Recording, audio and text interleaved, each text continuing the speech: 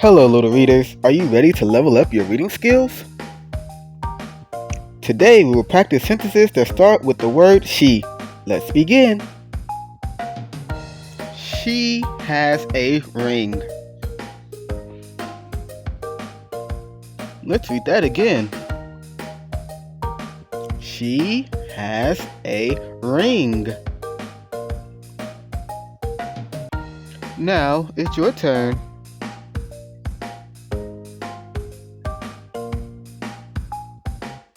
Awesome. She has a toy. Let's read it one more time. She has a toy. Now it's your turn to read it.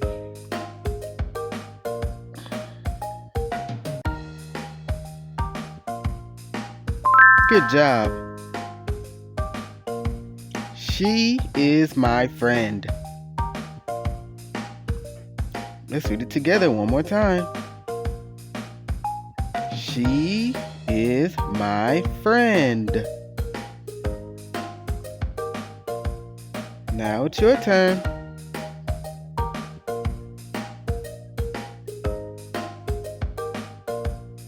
Great. She likes to draw. Let's read it together one more time. She likes to draw. Now it's your turn.